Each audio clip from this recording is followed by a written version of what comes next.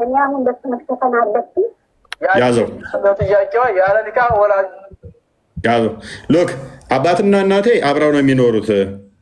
በደንብ አስተውሉ ያለችው አባትና እናቴ አብረው ነው የሚኖሩት። እኔ ከአባቴ መሸፈን አለብኝ ወይ? ምክንያቱም አባትና እናቴ ከመጋበታቸው በፊት ነው እኔን የወለዱት። አሁን አባቴን መሸፈን አለብኝ ወይስ እሱን እኔ ማግባት? ልጁ ነኝ፣ ልጁ አይደለሁም። ልጁ ካልሆንኩኝ መሸፈን አለብኝ ወይ? እኔን እንትን እንዳይወሰወስ። ልጁ ከሆንኩስ መሸፈን እንደ ኖርማል አግብቶ እንደወለደኝ ነው ወይ የሚታየው ብላ ጠየቀች። ቀጥል ምላሹ። አንድ ነገር እኮ መልበስ መወሰስ ብቻ ነው እንደሚሸፈን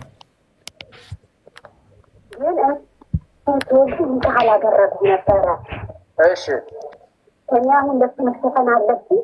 ያቺ ልጅ ምንድነው ጥያቄዋ? ያለ ኒካህ ወላጆቼ ወለዱኝ፣ ያለ ጋብቻ ያለ ኒካህ ወለዱኝ። ስለዚህ አሁን ኒካህ ለባሽ ነኝ፣ ከአባቴ መሸፈን አለብኝ ወይ ነው እያለች ያለችው። ስለዚህ የተወለደችው ሴት ያለ ኒካህ ለወለዳት አባቷ አጅነቢ ትሆናለች ወይ? አዎ አባቷ አይደለም፣ የሸሪዓዊ አባቷ ባለመሆኑ አይገባው፣ በመሆኑ ልትሸፈኝ ይገባል ነው። ምን ኦኬ ሎክ ምን አለ? አባትሽ አይደለም ልትሸፈኝ ይገባል። አጅነቢ ተሱ መሸፈን አለብሽ። የሚሸፈኑ ሴቶቹ ከማን ነው? ሊያገባቸው ከሚችል ነው። አባቷ ቢሆን ኖሮ አትሸፈንም፣ ስለማያገባት አባቷ። ወንድሟን ቢሆን አትሸፈንም፣ ስለማያገባት ወንድሟ። ከሚያገባት ግን ትሸፈናለች። ስለዚህ አሁን እሱ የወለዳት አባቷ የወለዳት ማለት ነው። እናትና አባቷ ከመጋባታቸው በፊት ልጅቷን ወለዱ፣ ከዛ በኋላ ተጋቡ። አሁን መሸፈን አለብኝ የለብኝም? አባቴ ነው አይደለም? አባትሽ አይደለም፣ ከአባትሽ መሸፈን አለብሽ። ንብረትም አትወርስም፣ በሱም አትጠራም፣ ተሱም መሸፈን አለባት። ጋይድ ድምፁን ልክፈተው። እሺ የተወለዱ እህትና ወንድሞች የተወለዱ ወንድሞችስ እንዴት ነው የሚታዩት? አሁን ከሱ የተወለዱ እህትና ወንድሞች አሉ። እነሱንስ እንዴት ነው የሚታዩት? ከሱ የወለዱት ማለት እሷ ከሰለመች በኋላ እሱ ጋር ቀጠለች አይደለም። እሱ የወለዳቸው ከሌላ ጉት የወለዳቸው ወንድሞች አሉ። እነሱ እንደ አንድ ኢትዮጵያዊ ዘመዶችህ፣ ጓደኞችህ የሀገራዊ ወገናዊ ካልሆነ በስተቀር ምንም ግንኙነት የለህም ማለት አይወርሱህም፣ አትወርሳቸውም። ሴቶች ከሆኑ ልታገባቸው ትችላለህ። በፍጹም አይሆንም። እዚህ ጋር ቪኪ ያዘው፣ እዚህ ጋር ቪኪ ያዘው። በደንብ አስተውሉ። አባትየው እንግዲህ ከሌላ ሙስሊም ካልሆነ ሴት ወልዷል። አባትየው ሙስሊም ካልሆነ ሴት ወልዷል። አባትየው ወንድሞች እህቶች አሉት በአባቴ የሚገናኘው። እንግዲህ ሼኩን ደውሎ አባቴ እና ሙስሊም ከመሆኗ በፊት የተወለዱ ልጆች አሉ፣ እነዛ ሰው ልጆች ለእኔ ምኔ ናቸው የሚል ጥያቄ ነው የጠየቀው ለሼኩ ማለት ነው። ስለዚህ እንደ ማንኛውም ኢትዮጵያዊ በኢትዮጵያዊነት እህትና ወንድም ናቸው እንጂ ልታገባቸው ሁላ ትችላለህ ነው ብሎ ፈትዋ የሰጡት። ይሄ በጣም አስደንጋጭ ነው። ያ ምክንያት አሁን እንደውም እኮ ቀላል ነው። አባቷን እኮ ነው ተሸፈኛ ያላት የመጀመሪያው። እንደውም ይሄ እንዴት ይሄኛው ከባድ ነው ያኛው ቀላል ሊሆን አይችልም። የምትሸፈነው ሊያገባት የሚችልን አካል ነው።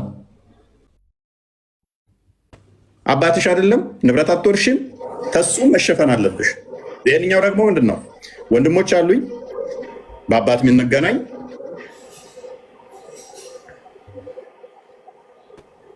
ምኔ ናቸው ሲል እንደ አንድ ኢትዮጵያዊ ሰው ናቸው እንጂ ምንህም አይደሉ። ንብረት አትወርሱም፣ አይወርሱም፣ አትወራረሱም።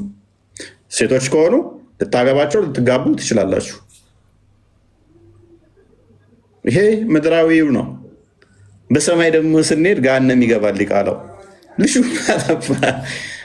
ባልና ሚስት ሲተኙ አልጋ አንጣፊ አልነበረም ልጁ። ሰላም ነው፣ እንዴት ነሽ? አለን አልሐምዱሊላህ። ያማ እንዴት ገሃነም ይገባል ሲጀምር? እሺ እስቲ ገሃነም ይገባል የሚለው አለ የመጽሐፉ ላይ አለ፣ ቁርአኑ ላይ ሐዲሱ ላይ አለ። ያ ቀደም እኮ አሳየን። ቪኪት ከፍተዋለች ነው ቤላ ለተወለደው ልጅ እኮ ገሃነም ይገባል ምናምን የሚል አለ። ይኸው from the prophet okay he said ኖ ዲስኦቢዲየንት ፐርሰን አልኮሊክ እያበጣህ እኮ ነው። አሁን እዚህ ጋር እየበጠበጥክ ያለህ እንጂ እኮ ይላል። እስኪ ምን ሱራ ነው?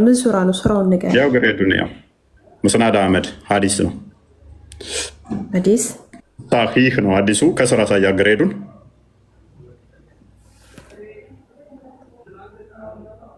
አረብኛውን አሳያት። አስጠጋው ምን ይላል ግሬዱ?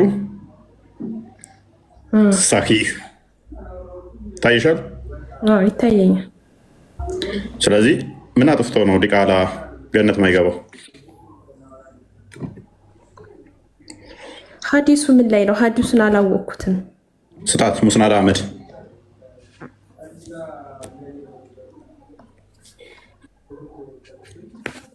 ቁጥሩን ስጣት። ቁጥሩ ጥያቄና እንዴ እንትን በለኝ። እኔ ማን ነው? እኔ እዚህ ጋር ራሱ እሺ ጋይስቲያ ኦኬ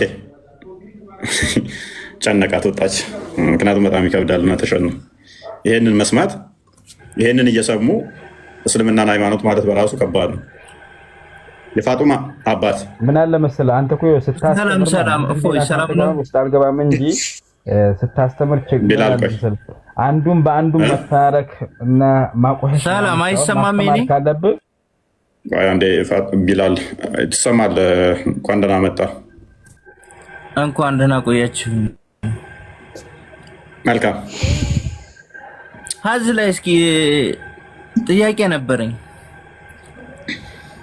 ምን ከዛ በፊት የተላኩት ነብዮች በኒካ ነው የተወለዱት?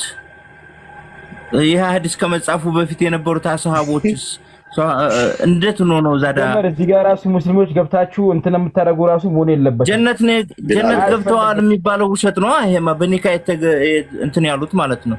እና ሐምዛ እና ዑመር እና አሊ ሁሉ በኒካ ነው የተወለዱት። ይሄ የተጻፈ ከስንት ዓመት በኋላ? ምን ሐዲሱ ነው? ኦኬ ከዛ በፊት ሙስሊም አይደለም አንተ? ቆይ ሙስሊም አይደለም? እኔ አልሐምዱሊላህ ሙስሊም ነኝ። እና ሐዲስ አትቀበልም? እኔ ጥያቄ እኮ ነው እየጠየቅኩ ያለሁት። ታውቀኛለህ እኮ በዛኛው አካውንቴ ታውቀኛለህ። መሐመድ የሚለው መሐመድ ነው እንዴ? አዎ። በዋናው ለምን ሳመጣ በዋናው ተቦልከ ነው? ኧረ ተቦለኩም። በዛ ትቼው ነው በዛ። ኦኬ እሺ፣ ለእኛም የጥያቄ ነው። ምን አይነት ነገር ነው? ምን አይነት ጉድ ነው ግን የሚያሰሙን? ምን አይነት ነገር ነው? ቆይ ከዛ በፊት የነበሩት ማንኛውም ነቢያቶም ሆነ ማንኛውም አካል ቁርአን ከመውረዱ በፊት ወይንም ሐዲስ ከመጻፉ በፊት የነበሩት እስልምና ከአደም ጀምሮ ነው ከተባለ ያለ ኒካ የተወለዱት እንዴት ነው? ከነብያችን ጀምሮ ነብያችን አሁን ሲወለዱ ኒካ የለም፣ አይታወቅም።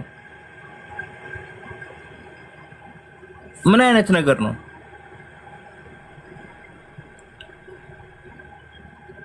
እፎያ እንዴት ነህ? ስለዚህ እነፋጡም እነማንኛ ባይዜ መሐመድ ራሱ እኮ እንኳን ደህና መጣ። ቆይ መሐመድ ራሱ እርግጠኛ አይደሉም እኮ አባትየው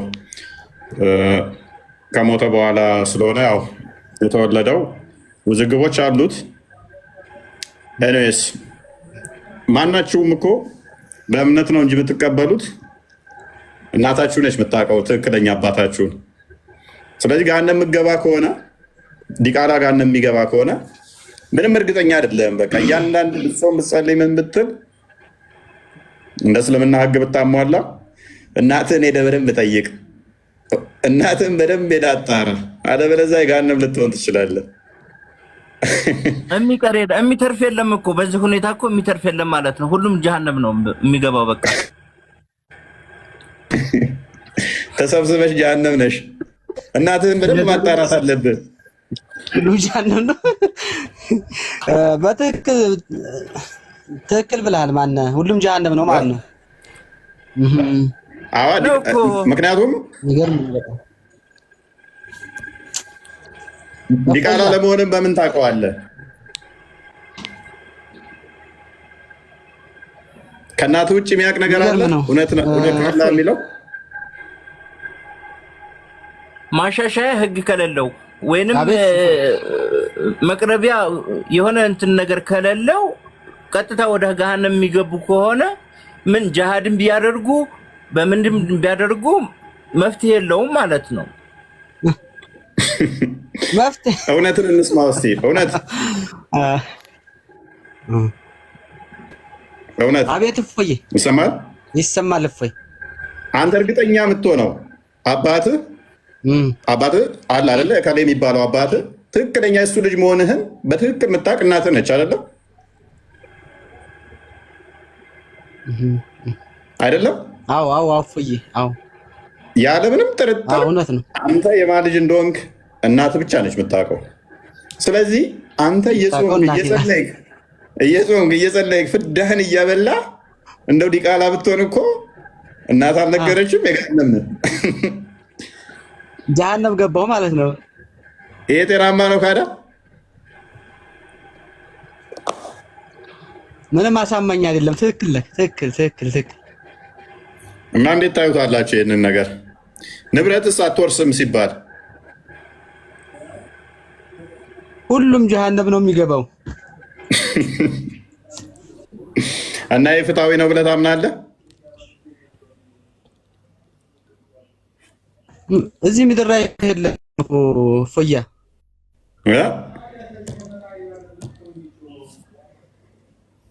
ሁሉም አይቀራትም ገቢ ነው። እና ታዲያ እንደ አንተ እንደምትለው ከሆነ ሁሉም እናታችንን ብቻ የምንጠይቅ ከሆነ አንተም እናትን ትጠይቃለህ ማለት ነው። አንተም እናትን ነው የምትጠይቀው እፎያ። አይ እኔማ ችግሩ ምንድነው እሱ አንደኛ ባልጠይቃትም ዲቃላ እኔ ቀጥታ ገሃነም ይገባል የሚል ስለሌለ አያስጨንቀኝም። አሁን እያስጨነቀኝ ያለው እንዴት እንደው ታውቃለህ እፎይ? እናንተ ጋር ስለሌለ አስተምሮታችሁ ስለሌለ ማለት ነው። ሐዲሱ ከተጻፈ ወዲህ ችግር የለውም። እሺ እንበል ያመለጠ ያመልጣል፣ ችግር የለውም። ሐዲሱ ሳይጻፍ በፊት የነበሩትስ እንዴት ነው? ሰሃባዎች የነበሩት እንዴት ነው የሚሆኑት? በምን አይነት ዘዴ ነው? እስኪ ያስረዱን። እስኪ ናስር። እኔ ሳስበው እንደውም ይሄ ሐዲስ ማለት ነው ይሄ ሐዲስ ሲያስበው የተጻፈው ናስሩ ልክ አላዋጣም ብሎ ይሄን ሐዲስ ሳስበው ምን እንደሚመስለኝ ታውቃላችሁ? አንድ ሙስሊም ይሄን ሐዲስ ጋር ከአጻፈው ጋር ሌላኛው ዲቃላ ይጣላሉ።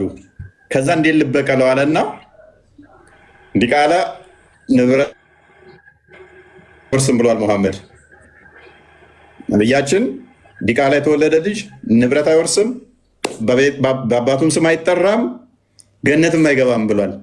እንዲህ ካለ አልተበቀለም ያንን ዲቃላውን ወይ ይኸው አባቱ እንትን ገነት አይገባም ያለበትን ቦታ አሁን አሳየን እኮ ክፈትለት ድጋምን ነው እየገባህ ነው ገና ሊሆና መልስላችኋል። እሺ ክፈትለት። ያው ሙስናድ አህመድ 6892 ላይ ይገኛል። From the prophet he said no disobedient person, alcoholic, berber and or illegitimate child will enter paradise. ማይታዘዝ እኔ ጋ ነው እንትን የሚለው ብዥ የሚልብኝ ወደ ላይ ወደ ታች እየሆነብኝ ነው።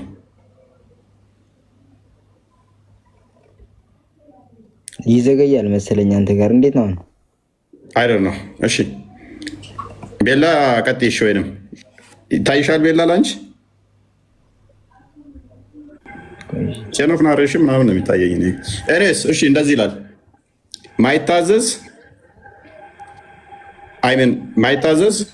አልኮሊክ የሆነ ይሄ ጉቦ የሚቀበል ህገወጥ የሆነ ገነት አይገባም ይላል።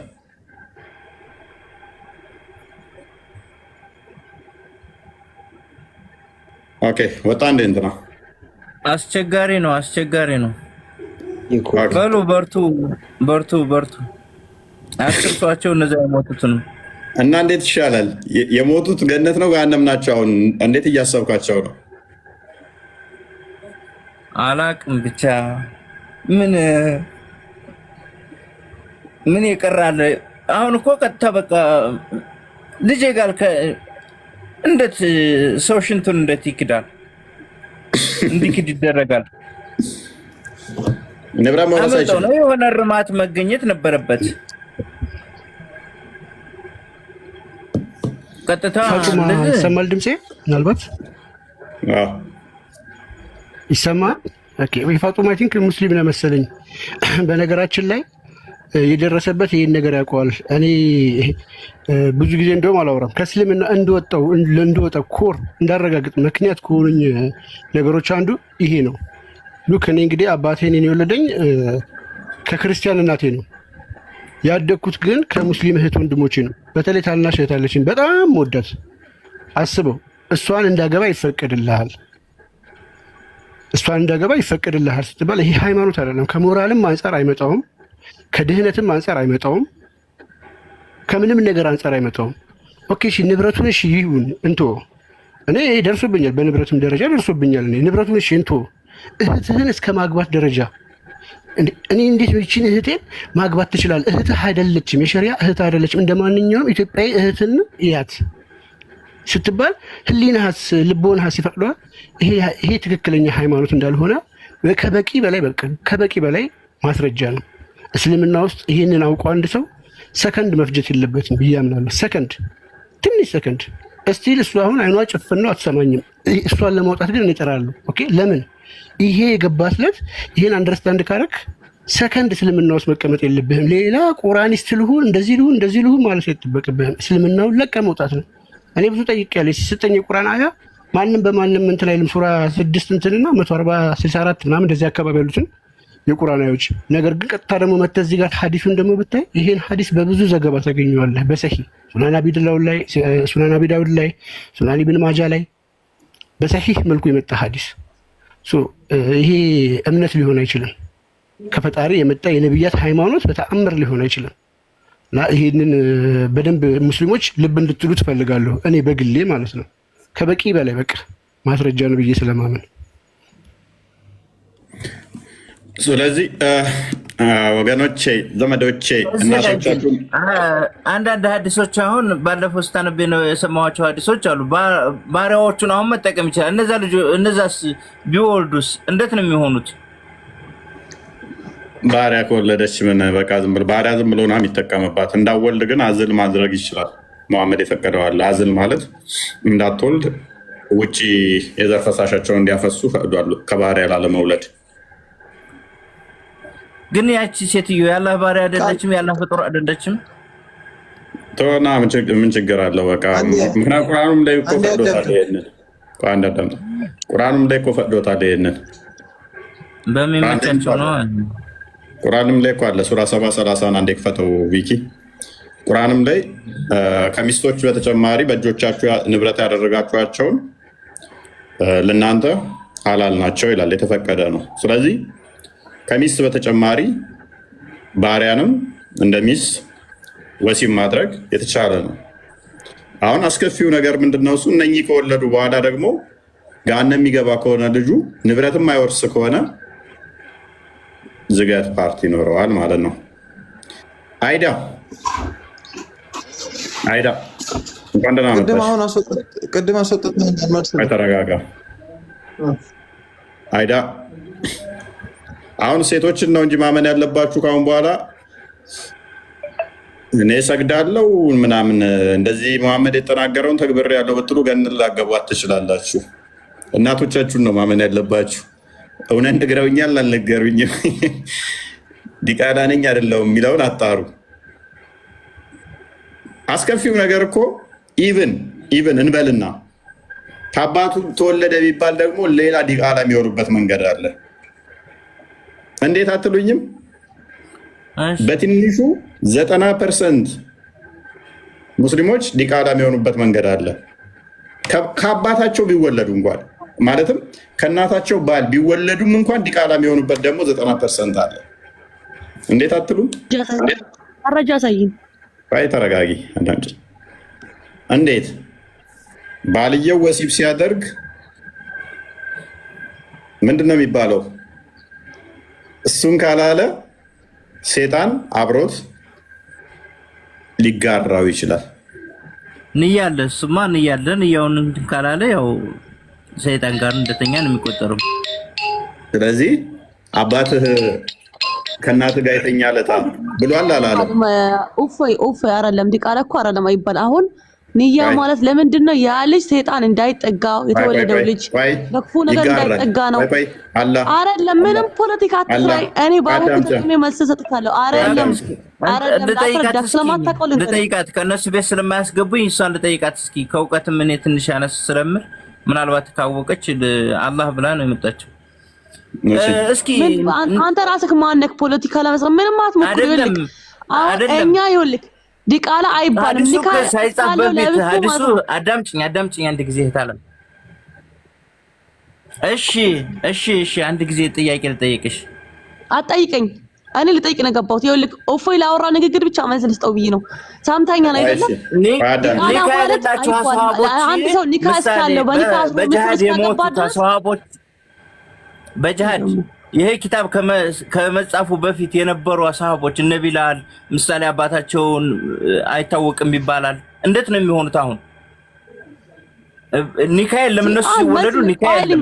መልስ ልሰጠው ነበር አለ እፎይ። አሁን ሚነየን እያለ ምናምን እያልክ ነበር እንደ ሙስሊም ሰራርተ እና በአንተ ቤት ፖለቲካ ለመስራት ነው የገባው። ችላል መልስ ስጠው። ራስን ቻይ። እኔ ራስን እየፈለኩ በሹራት እንተክተኪ አላህ ተረጋጊና ፈልጋ መልስ ስጠው። ለእፎይ መልስ ልሰጠው ነበር አሁን ቀድሜ የነበረው ስጠው። ተረጋጊ ፕሊስ። አትጪ እንትን አለም እፎይ አትማውተኛ እንዴ ላውራ ለሱ መልስ ልሰጠው። ምንድነው አንተ ሁሌ እንደዚህ አትጪ? ሰካራም ቤት አይደለም ቤቱ። ተረጋጊ። ስርዓት የሚባል ነገር ልመጪ። ቅድሜ አልጮኩም። እኔ ለሱ መልስ ልሰጠው ብዬ ነው እንዴ። አሁን መልስ ልሰጥክ ነበር ያለ ምናምን እያለ እንደ ሙስሊም ይሰራራው ሞከረ አይደል? ራሱን ይቻላል። እኔ ለምን ነው ከኔ ሰብት ይሻል ምናምን ይላል። ሙስሊም ነህ አንተ? የፋጡማ አባት አንተ ሙስሊም ነህ? አልሐምዱሊላህ እኔ ሙስሊም ነኝ። ታቆፎ አንድ ጊዜ እኔ አዳምጡ ስትባሉ የማዳመጥ ችሎታ ተጠቀሙ። የምትጠየቁትን ፕሪሳይስ በሆነ ሁኔታ መልሱ። ካልመለሳችሁ አትጩሁ። ቤታችን መታችሁ በተቻላችሁ መጠን ለማዳመጥ ሞክሩ። አሌስ ከስር ሆነው እንደሚያዳምጡት ከስር ሆናችሁ ትማራላችሁ። አይዳ ቅድም ቃል ሲናገር ነበር እህትን ማግባት ይቻላል ሲል ነበረ። አዳም ተረጋጋ። እህትን ማግባት ይቻላል ብሏል። ማግባት ይቻላል ነበር። መልካም። ያለ ኒካ የተወለደ አባት አለው? ተጠየቅም። ያን እህት ነው ያልከው። ቅድም ቃል በቃል ያልከውን መልስ። ያለ ኒካ የተወለደ እህቴን ማግባት የስጋ እህቴን ብሏል። የስጋ እህቴን አግባ የሚለውን ቦታ አያሳየኝ። ቀጥታ ቃል በቃል አሳየኝ እኮ አሳይ። አውጣ። አሁን የተጠየቀው መልስ። ቅድሚያ የተጠየቀው መልስ። መጀመሪያ መልስለት። አሁን እህት ጠየቁ መልስልኝ። ለምን ታጭበረብራለህ? ሴቶች ፕሊስ፣ ጭንቅላት የሌለው የማታመልኩ አካላት፣ ጭንቅላት አልባ የምታመልኩ ጭንቅላታችሁን እናንተ ቢያንስ ተጠቀሙ። ያለ ኒካ የተወለደ ጭንቅላት የሌለው የሚያመልኩ እንደዚህ ናቸው። ስርዓት የሚባል ነገር አልተጠየቅም። ያን አልተጠየቅም። የስጋ እህቴን ብሏል። የስጋ እህቴን ያገባል የሚልበት እስልምና ውስጥ ፕሊስ ያንን ቦታ ወጣ። ቆይ በይ ነው እንትኑን ክፈተው። ቅድሚያ ፈተዋን አንዴ ክፈተው። ቅድሚያ አዳምጥ። ከመጽሐፉ በመጀመሪያ እንትኑን ክፈተው። ኦልራይት በራስህ ሼኮች ምላሽ እንስጥ ቅድሚያ፣ ከዛ ከመጽሐፉ ምን ይድላል። ወንድሞቼስ እንዴት ነው የሚታዩት? አሁን ከሱ የተወለዱ እህትና ወንድሞች አሉ። የእነሱንስ እንዴት ነው የሚታዩት? ከሱ የወለዱት ማለት እሷ ከሰለመች በኋላ እሱ ጋር ቀጠለች። አይደለም እሱ የወለዳቸው ከሌላ አግብቶ የወለዳቸው ወንድሞች አሉ። እንደሱ እንደ አንድ ኢትዮጵያዊ ዘመዶችህ ጓደኞችህ የሀገራዊ ወገናዊ ካልሆነ በስተቀር ምንም ግንኙነት የለህም ማለት አይወርሱህም፣ አትወርሳቸውም። ሴቶች ከሆኑ ልታገባቸው ትችላለህ። በፍጹም አይሆንም። እዚህ ጋር ግንኙነት የለም። እና እነዚህ እህቶቹ ናቸው በሱ ያሉ ቤተሰቦች። ኦኬ አብዱል ፈተህ ማይክን አንሳውን። የምታወራውን እያወቅኸው እንጂ የምትሰራውን ፖለቲካ እያወቅኸው። ፕሊዝ ምንድነው ተብሎ የተጠየቀው? አባቱ ልጆች እቺ ለማይገናኝ እኮ ነው ያቀረብኩት። ጭራሽ እኮ የማይገናኝ ነገር ነው የሰጠኸኝ። ደንቆሮ ጣልቃ አትግቡ ተባላችሁ።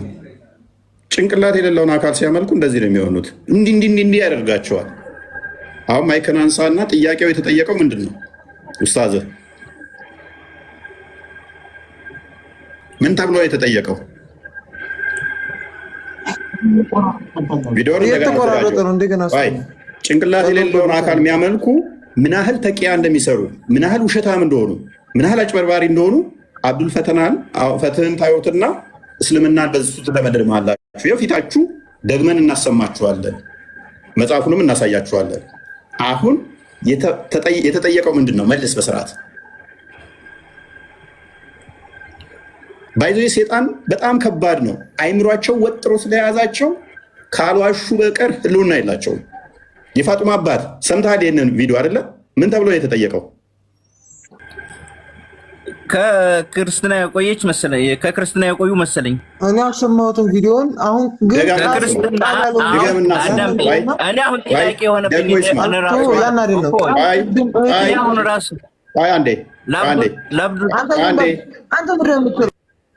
ሁለታችሁ ሚዩት አድርጉ። ደግማችሁ ስሙ። ፋጡማ እስር ያላችሁ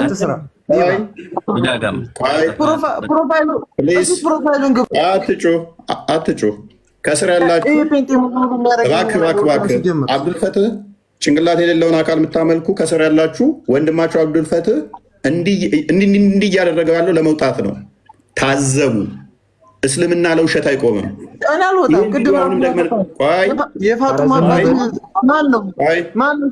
ታዘቡ በደንብ ምን ያህል እውነትን ለመደበቅ አዳምጥ።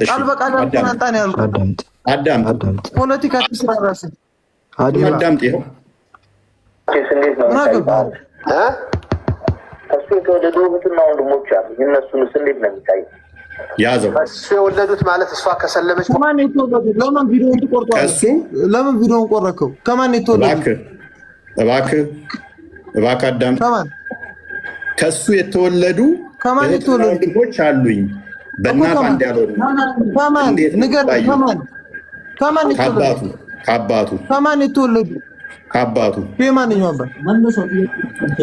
መልሶ አሁን ቪዲዮን መልሶ እሺ መልሰዋለሁ። ጨረሰህ። ካልሰማሁ ግን ስለማይገባ አታደንቁረን እባክህን። በመሀል እየገባ ከስር ያላችሁ ግን ቪኪ ከስር ያለው በደንብ ስለሚያስተውል አንድ ቪኪ ፍርዱን ምን ተወው። ከስር ላለ ስለሆነ ይሄ ፋጡማ አባት ሲጀመር የሚለው ሙስሊም አይደለም። አስገብተህ ፖለቲካ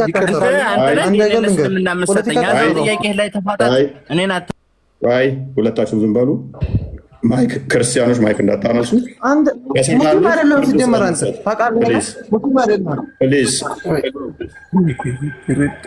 ሌላ ቪዲዮ አለ እና በግልጽ ያብራሩበት ቪዲዮ አለ። የ2 ደቂቃ ቪዲዮ ቤላ ልኬልሻለሁ። ለቪኪ ላኪለት።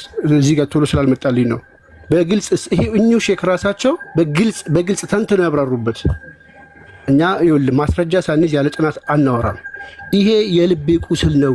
እኔ ታመምኩበት 24 ሰዓት ባገለግል የማይቆጨኝ ከዚህ ጨለማ እንድትወጡ ነው፣ እንድትበሳጩ አይደለም። ኦፍኮርስ ነክቶሃል፣ ተሰምቶሃል፣ አውቃለሁ። ብዙዎቻችሁ ተሰምቷችኋል። ለምን ይሄ አይምሮ ሊቀበለው የማይችል ኢሞራላዊ የሆነ ድርጊት ነው። ገነት የማትገባበት የገዛ ስጋህ የምታገባበት ኖ አብዱልፈተህ ተሳስተሃል። ተመልክታዩ ቪዲዮውን አሁን ይከፈትልሃል። አሁን ቪኪ ይከፍትልሃል። ስማቸው ራሳቸው እኚህ ሼክ ናቸው የሚናገሩት። ዲቃላ ገነት አይገባም የተባለበትን ቦታ አንጣ። ይሄ መጀመሪያ ትክክለኛ ሀዲስ አይደለም። እባክህ ተረጋጋ። እባክህ ተረጋጋ። ለምን ትቀጥፋለህ? እባክህ ተረጋጋና አዳምጥ። ቅድሚያ ከስር ያላችሁ በደንብ ታዘቡት። እንዲህ እየሆነ ያለው እየተሳደበ ያለው ጣልቃ የሚገባው እስልምና ሊታደግ ነው። በውሸት እንደዚህ ጮሆ እንድናስወጣው ነው። ከስር ያላችሁ ታዘቡ። አናስወጣውም፣ እናስጨርሰዋለን። ቀጥል። ምንም መታዘብ ምናምን የለውም። አንተ የምትሰራው እኮ የማንም የሚያውቀው ነው። ይሄ ፖለቲካ እያሰራ ነው። አንተ ይኸው የፋጡማ አባት የሚለውን ለወደፊት ማለት ነው እንትና የጴንጤ ይሄ ሪፖስት ያደረከውን ቪዲዮ አጥፋው። በውስጥ ጻፍልኝ፣ በዛ ታውራ። ቀጥል። ቪዲዮ ፈተው ወይ ብዙ አላቸው። ረጅም ነው ነው ልጅም በዚህ መቀጠሉ ከባድ ነው እና እሷን አጠቃላት ተብሎ ወደ ማጠቃለል መጣ። እንዴት ይፈቀዳል? ወይ ልጁ የሱ ልጅ ይሆናል ወይ ነው? በትክክል ሊጋቡ ይችላሉ። መሸማገላቸው ትክክል ነበርም አለንም።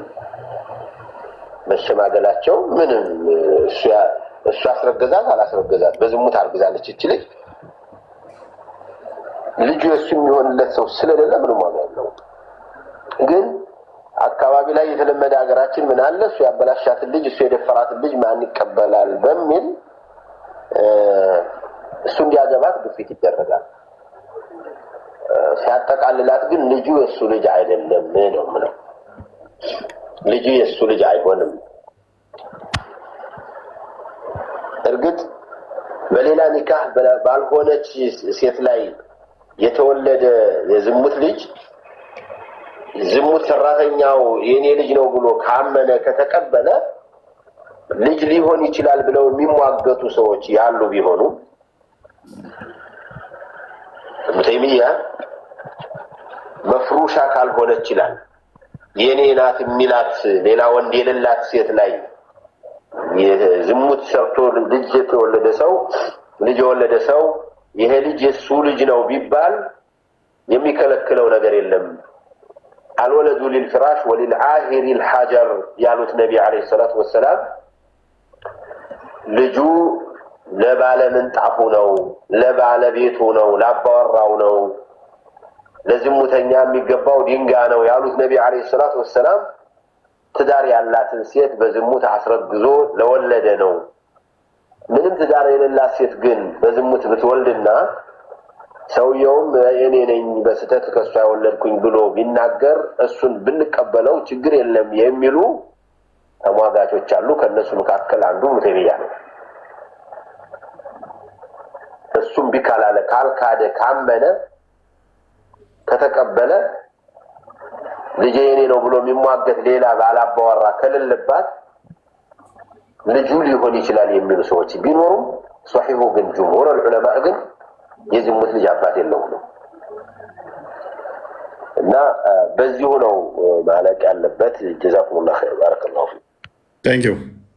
ስለዚህ ዝሙት ልጅ ሊገባ ይችላል፣ አባት የለውም።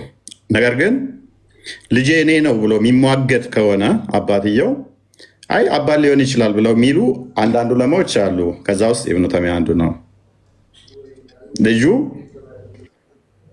የዝሙት ልጅ ግን ሐዲሱ ሰሂህ በሆነው መሰረት የዝሙት ልጅ አባት የለውም። በጋብቻ ላይ ከሆነ ለአባትየው የሚገባው ድንጋይ ነው። ልጁ ደግሞ ወራሽም አይደለም፣ አይወረስም፣ ምንም አይደለም። ያለ ጋብቻ በፊት ያልተጋቡ ከሆነ ዝሙቱን እንትን ያለው ግን አባት አይደለም፣ ሊጋቡ ይችላሉ። ዳሴት ኢጅማው እንደዛ ነው የሚለው። የተወሰኑ ኢብኑ ተይሚያ እና የተወሰኑ ዑለማዎች ናቸው። ነገር ግን እኛ ኢብኑ ተይሚያን አይደለም የምትከተሉት መሐመድን ነው። ኦፍኮርስ ምናልባት ኢብኑ ተይሚያ ጭንቅላት ስላለው እንደዛ ብሎ ሀስቦ መጥቶ ሊሆን ይችላል። አንዴ እሺ፣ ይሄን ቶ እንትን የሚለው አንዴ ልጨርስ። አንዴ ቆይ ልጨርስ። ሰውየው ታቃ ይገባል። ተረጋጋ። አንዴ እሺ፣ ሊጋቡ ይችላል የሚልበትን ቪዲዮ አሳየው። ኦኬ። እና ሲጀምሩ እሳቸው እንደዛ ነው። ስለዚህ እስከ አንድ ጊዜ ስለዚህ መቀበል ነው ያለባችሁ፣ መቀበል ነው ያለባችሁ። በግልጽ ነው ያስቀምጡት። አንድ ጊዜ ዲቃላው ገሃነም ይገባል የሚለው እስኪ አውጣልኝ አንድ ጊዜ። ዲቃላ ልጅ ያለ ኒካ የተወለደ ልጅ ጀሃነም ነው የሚገባ የሚለውን ቦታ አሳየኝ። ቀጥታ ሐዲስ ትክክለኛ ሶሂህ ከሆነ ሐዲስ ያ አንብብ አሳየኝ። ይሄው አንብብ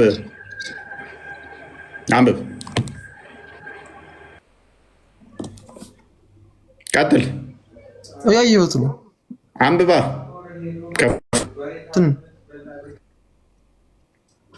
አረብኛ ምን ልህ እንግሊዘኛው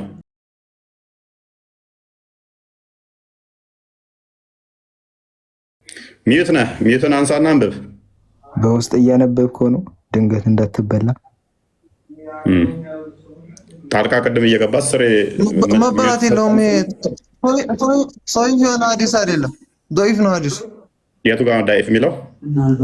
ቆይ አንብበው ቅድሚያ። ከዛ አንብብና ተርጉምና ዳኢፍ መሆኑን አሳየን። ቅድሚያ አንብበው። አዲሱ ማንበብ ከቻልክ ራሱ አይ ወንደር አንብበው ቅድሚያ አንብብ። ሚዩትን አንሳው አንብብ። በቃ ግልጽ የሆነ ዶኢፍ ነው። ምንም የምፈጥረው ነገር የለም። አንብበው ቅድሚያ አንብብና ዳኢፍ መሆኑን አሳየን። አላነበውም፣ አንተ አንብበው። አላነበውም፣ አንተ አንብበው። ዳኢፍ የሚለው የቱ ጋር ነው? የትኛው ቃል ነው ዳኢፍ የሚለው? እዚህ ሐዲስ ላይ ዳኢፍ የሚለውን አሳየኝ። ሳሂህ ካልሆነ እንቀጣለኝ። ኦልራይት አሳየኝ። ይኸውላችሁ ከስራ ያላችሁ ቤታቸውም ውስታዞቻቸው እንደዚህ ነው የሚዋሿችሁ በአረብኛ። ሳሂህ ነው ሐዲሱ። ይሄ እንኳን ዲስ ዱድ ማንበብ ማይችለው ዳኢፍ ነው ብሎ እኛን ሊያታልል ማለት ነው። ከስራ ያላችሁ ውድ እህት ሙስሊሞች ወንድሞች፣ እንዲህ ነው እየሸወዷችሁ ያሉት። እንዲህ ነው የሚያታልሏችሁ። እንዲህ ነው የሚያጭበረብሯችሁ። ይሄን እያየ ሰው እንዲህ በሃይማኖት ስም እንዲህ ሲዋሽ ሰው አይሰቀጥጣችሁም? አይቀፋችሁም? ማንበብ ማይችልስ? እሺ ያው ልክ አለ። አልችልም አላለም። አልችልም ብሏል። እንዴ አረብኛ ሁሉ አይችልም አይደለም። ተረዱ። እኔ አልችልም። ለምሳሌ እሺ ማንበብ ካልቻልኩስ እኔ ለመማር ነው አይደል? ቤት መጣው። ቆይ ልንገርሻ። ማንበብ ካልቻልሽ ማንበብ ካልቻልሽ እንግሊዘኛውን አረብኛውን ካልቻልሽ በደንብ አሰይ። አረብኛውን ካልቻልሽ እንግሊዘኛውን ካልቻልሽ ወደ አማርኛ ይሁንልኝ ማለት ትችያለሽ። አይ አማርኛ ማልችልም ኦሮምኛ ነው ካልሽ ወደ ኦሮምኛ ይሁንልኝ ማለት ትችያለሽ። አይ እኔ ምንም ማንበብ አልችልም ከሆነ ደግሞ አንብቡልኝ ማለት ይቻላል። አንብቡልኝ ማለት እኮ አንተ እኮ አረብኛ አምጣ የግዴታ አረብኛ አልከው። አረብኛ ሁሉ ላይ ይችል ይችላል እኮ እኛ እኮ ኢትዮጵያዊ ነን። ገሬ ላይ እንግሊዘኛው ላይ ራሱ ተቀምጦላል። ምን ነው የሚለው? ይሄ አርናውት ነው የሚለው። ምን ማለት ነው? ሰሂህ አይደለም የሚለው ነው። ምን ማለት ነው? ላይክ ሰሂህ ማለት አይደለም። አረ ምን ማለት ነው? ያልሆነ ነገር አረብኛ ወርድ ነው እኮ እንግሊዘኛ ወርድ አይደለም። በልንገርሽ ምን ብሎ መስተመስ የድምፅ ኧረ ስማኝ፣ የአብዛኛው የድምፅ አብላጫ ብሎ አልመጣም። እንደዛ ብሎ መጣና ከዛ ግሬዱን ሲነግር አብዛኛው አብላጫ ቢለው ቆይ አንዴ እስኪ ተናቆር ነው እንዲህ በውጫዊ ምክንያት የተነሳ ሳውንድ ማለት ምን ማለት ነው? ሳውንድ ማለት ምን ማለት ነው? ድምፅ ምንድን ነው የምታዝገን? ሳውንድ ኤክስተርናል ፋክተር ነው። ምንድን ነው ሳውንድ ማለት? የማታ ነው እንዴት ተማርከው እንግሊዘኛ? ምን አይነት ነገር አንተ የምታውቀው? እቺ ሳውንድ የምትለው ቮይሱን ብቻ የምታውቀው? በርባቸው ብርሃለሁ። ይሄ በስቴቱ ጋር ነው ይሄ ሰሂህ የሚለው ውስጥ ያሳየና።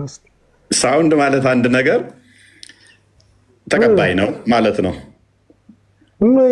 ወይንም ደግሞ ፕሊዝ እንግሊዘኛ በአንድ እንትን ብቻ የሚተረጎመው ብለህ ስለምታስብ ነው ድምፅ ብለህ እንትን የፈታው አንድ ነገር ፕሊዝ የሆነ ነገር አይተህ ዲስ ሳውንድ ምትል የሆነ እንትንን አይተህ ተቀባይ ነው፣ ትክክል ነው፣ ጤናማ ነው እንደማለትም ይሄዳል።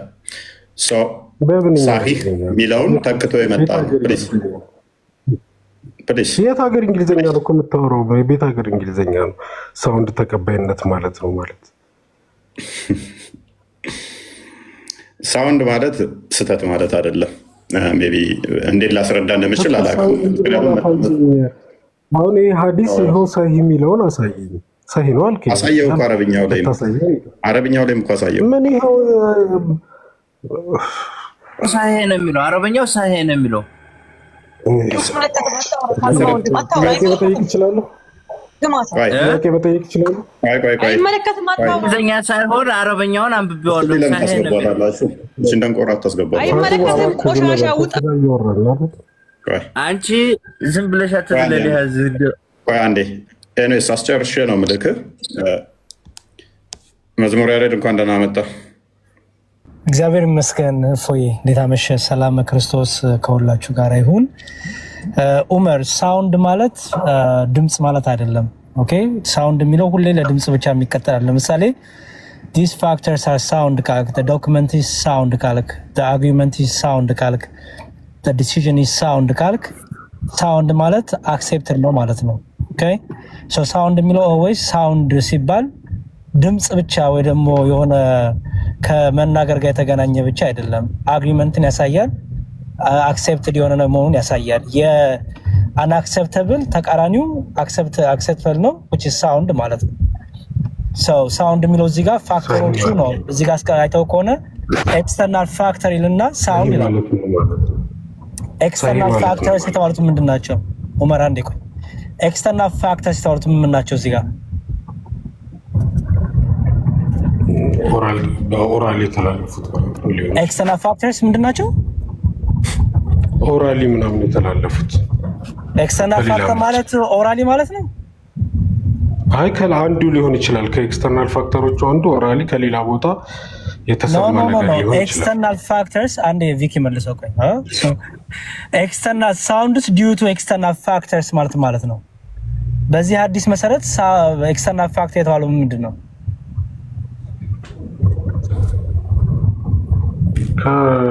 ይህን ከማይቀበሉት ውጭ ለምሳሌ የዚህ ፋክተር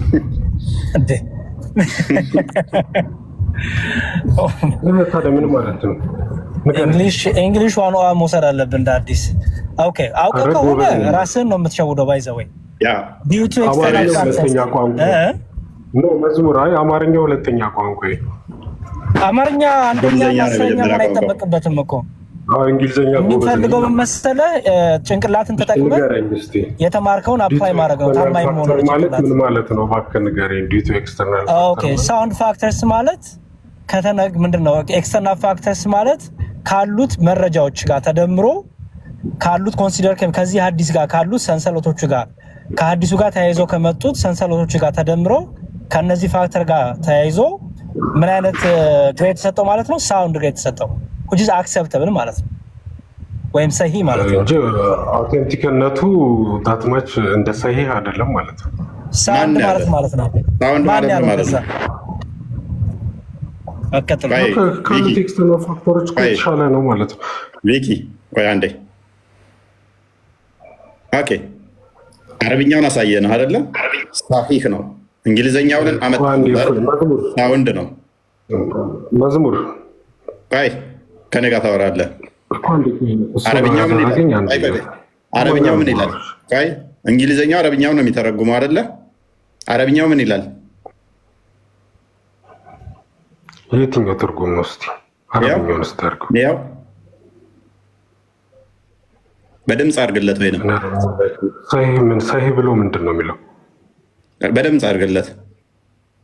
ሰሂህ ለጋይር ምን ማለት ነው? ሀይር ታስተላላፊዎች አረቢክ አላውቅም እኮ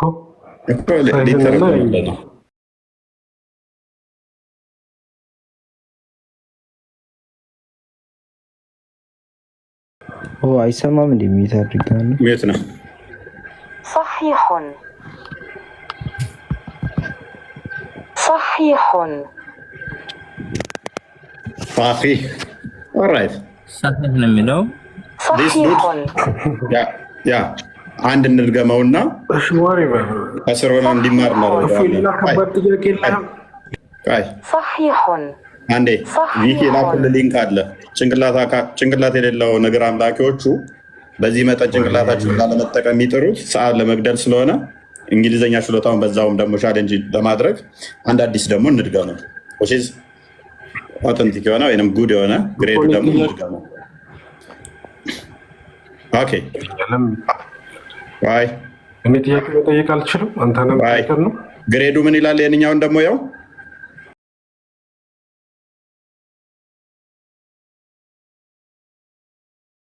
ጉድ ምን ማለት ነው?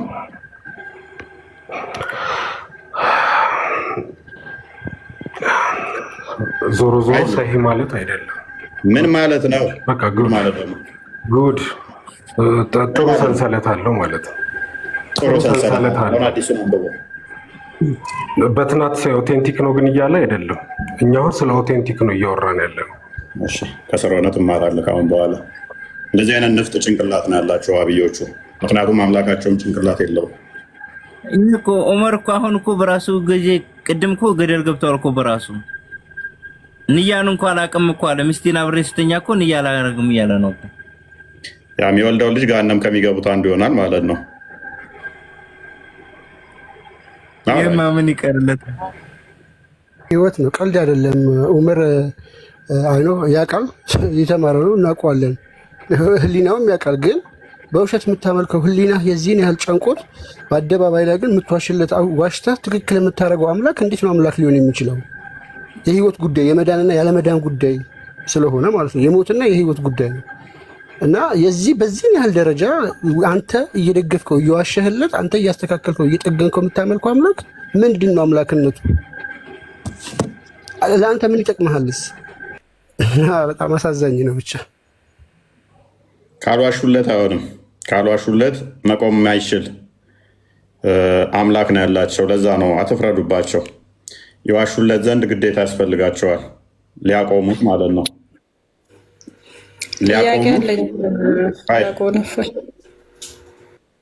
አንቺ ጭንቅላት የሌለው አካል አምላኪ ዲያቆን አይደለሁም ብዬሻለሁ። እንዳላህ መስማት አትችይም እንዴ? ደንቆሮ ነሽ አንቺም። አላህ ጭንቅላት ስለሌለው ነው ማይሰማው። አሰሚም አንቺም አላማ ሰሚ ነው። አላማ ሰሚ ነው። ጭንቅላት ሳይኖረው በምኑ ነው የሰማው እንዴ? የግድ በእግሩ ነው የሚሰማው። እኔ ዲስሪስፔክት መደራረግ አልፈልግም። እኔ ስነስርዓቴም አይደለም። ጭንቅላት የሌለውን አካል ስለምትከታይ እንጂ ዲያቆን አይደለሁም ደጋግሜ ያልነገርኩሽም? ወይንስ ውሸት ስለሚፈቀድልሽ ያንን ጭንቅላት የሌለውን እግር ለማምለክ እኔ ላይ መዋሸት አለብሽ? ለምስኪው ኡስታዞችሽ ውሸታም ስለሆኑ ለሰዎች ታይትል ይሰጡና የሐሰት ታይትል ልክ እፎይ ይመጣል እያሉ አዲስ ምነው ዲያቆን መባል የሚያሳፍር ነገር ነው እንዴ? ምን ነው ለምን? በጣም የተከበረ ስለሆነ መዝሙረ ዳዊት ዲያቆን ነው። ለምሳሌ እኔ ያልሆንኩትን ለምን ትይኛለሽ? ይሄ እኮ ታይትል መስጠት ወንጀልም ነው፣ ያስጠይቅሻል እኮ። ድቁና የሚሰጠው ተምሮ በክህነቱ ነው። አዳምጪ ቆይ። አንቺ ያንን ጭንቅላት የሌለውን አካል ለማምለክ ብለሽ እኔ ላይ ለመዋሹ፣ እግር ለማምለክ ብለሽ ለመቀጥፊው፣ ሃይማኖታችሁ ላይ ዋሹ፣ እኔ ላይ ግን አትዋሹ። ኡስታዞችሽ ወራዳና ውሸታም ስለሆኑ ነው ዲያቆን የሚሉት። ዲያቆን ነን አላልንም። ዲያቆን የሚል ስማችን ላይ የለም። ጭንቅላት የሌለውን አካል ስታመልኩ ሁሌም ውሸት ነው የሚታያችሁ። በስማችን ላይ እንኳን ትዋሻላችሁ። ያልሆነው ናችሁ ብላችሁ ማለት ነው። ምክንያቱም ጭንቅላት የሌለው ሯጭ አካል ስለምታመልኩ፣ ባት ስለምታመልኩ፣ የተቆራረጠ ጣዖት ስለምታመልኩ፣ ያንን ጣዖት እውነት ለማድረግ እኛ ላይ ስማችን ላይ እንኳን ሳይቀር ትቀጥፋላችሁ። ወራዳ ደጋግሜ ዲያቆን አይደለሁም ዲያቆን ብለሽ አትጥሪ፣ እፎይ ነው ስሜ እያልኩሽ ለምን ትዋሻለሽ? ኡስታዞችሽን እየሰማሽ እኔ ጋር ትዋሽ ደግመሽ እንዳታደርጊ። እሺ ዲያቆን ተምሮ ነው አልከኝ። እንግዲህ እኔ አንተ ሳትማር ነው እኔ ጥያቄ ስለ እምነት ልማር አንተ ጋር የመጣሁት። እሺ ወይ ደግሞ ንገረኝ አንድ ነገር። ልክ እንዳለ መሐመድ ጆሮ እንደተባለ ሁሉ ቢያንስ ለመስማት ሞክሪ። አንቺ እንደ መሐመድ ለመሞከሪ ቢያንስ እሱ ጆሮ ነበረ። በደንብ ወሬ ሰሚ ነው፣ ያደምጣል ማለት ነው። አላህ ጭንቅላት ስለሌለው ሯጭ ነው። ዛሬ ቆይ ጥያቄ ልጠይቅ። እኔ ቢነገርሽም አሰሚም እኮ አንቺ ቅድሚያ ኤክስኪውዝ ይቅርታ ራሱ አላልሽም እኮ ደጋግሜ ስለነገርኩሽ ማለት ነው። የክብር ስም ስለሰጠው ነው ይቅርታ ምልክ አይ አዳምጪ፣ ወንጀል ነው አልኩሽ እኮ ሰው ያልሆነው ነህ ብለሽ እየቀጠፍሽ ስለሆነ ማለት ነው፣ ውሸት ስለሆነ አንቺ ሴት ሆነሽ ሳለ ፍርድ ቤት አቁመኝ። ወንጀል ከሆነ ፍርድ ቤት አቁመኝ። ቆይ ለምን ወንጀል ፍርድ ቤት አቆምሻለሁ? ገሃነም ልክሽለ እንዴ? ወደ ገሃነም ልክሻለሁኝ እኮ ምክንያቱም ቃሌን አልሰማ ብለሻል። ክርስቶስ የነገረኝን እየነገርኩሽ አልሰማ ብለሻል። ይሄ ቃሌ ደግሞ ከክርስቶስ የሰማሁትን መጽሐፍ ቅዱስ የነገረኝን ስነግርሽ አልሰማ ስላልሽ ይሄ ከኔ የምትሰሚው ቃል ገሃነም ይልክሻል። ያንን ጭንቅላት የሌለውን አካል እያመለክሽ ገነት አትገቢያትም። በዚህ መጠን እየዋሸሽ ገነት አትገቢያትም። እውነት የሆነውን አካል አልከተልም ብለሽ ጭንቅላት የሌለውን ሯጩን አካል እሱን አምልኬ ገነት ገባለሁ ብለሽ እንዳታስቢ፣ ገሃነም ነው ምልክሽ። ምክንያቱም አስረዳኝ፣ እውነት የሆነውን አምላክ አስተምረኝ አልኩህ እኮ አንተ ዝም ብለህ ምክር አበዛብኝ። ስለተገለጠ አልደረሱበትም እንደ ሆሶ አልደረሰበትም እንደ ገና እየሮጠ ነው። ሮጦ አልጨረሰም። አለ ሲያርፍ ይደርስበታል። እርስዎ ደግሞ ተከብሮ ይቀመጡ። የፋጢማ አባ ነው ምናምን። እኔ የራሴን ጥያቄ ነው ልጠይቅ የመጣሁት። አትግማሙ። ጴንጤ ነው ተነቅቶበት። ምንድነው ጥያቄሽ? አንቺ እኮ ሁሱ አይደለሽም። እኔ ሁሱን ነው እኔ ያልኩት። ሙስሊም ሆነህ ሙስሊም ትምህርቱን ማታውቅ ከሆነ አፍህን ዝጋ። ሯጭ አለ ማሱ የኔ የሚሮጥ አለህ አላመልክም። እኔ እኮ ያውቃሉ እነሱ። ስሙን በተቀመጡበት ተከብሮ ይቀመጡ። በቃ አፎቱን ዝጉና ሚውት አድርጉ። እኔ የራሴን ጥያቄ ፎጋ ልጠይቅ ነው የመጣሁት። አፎቱን አይክፈቱ። ጴንጤ መሆኑ ተነክቷል። ዝም በሉ ቀጣፊ። አብ ወልድ መንፈስ ቅዱስን አስረዳኝ። እፎይ አፎቱን ዝጉ። እርሶ ኦኬ አይዳ ወይኔ የለመደብኝ ብዬ ነበር። አሁን አቤት። ኦኬ አብ ወልድ መንፈስ ቅዱስን መረዳት ፈልገሻል። ነገር ግን ጭንቅላት የሌለውን አላህን በደንብ ተረድተሽዋል። እሱን አይመለከቱትም። እፎይም ሰላም አስረዱኝ። ምንድነው ወላሂ ላዚም እንትና መዝሙረ ያሬድ እኔ ትትናቸውን አስተምሯቸውን ቢኒንና መዝሙረ ያሬድ በጣም ነው የሰው ልጅ እንትን የሚሉት።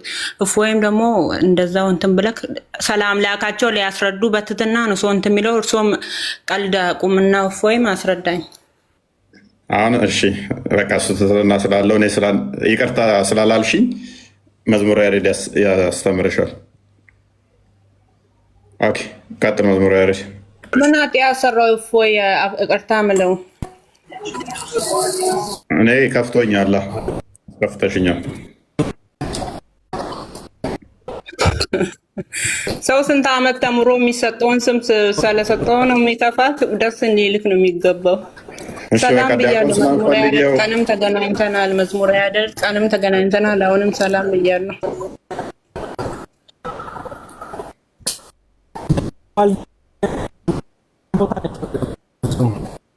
ይቆራረጣል።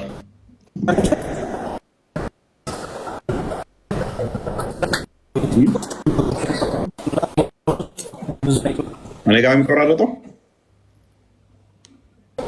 ኧረ መዝሙረ ያሬድ ጋር ነው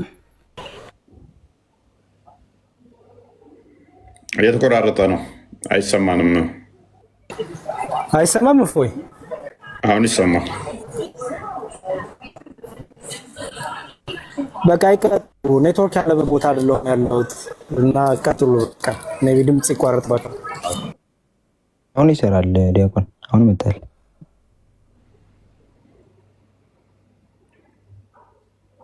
እሳቸው ኔትወርካቸው ቀይ ያበራ። እሺ አሁን ይሰማል። እሺ ሞክር።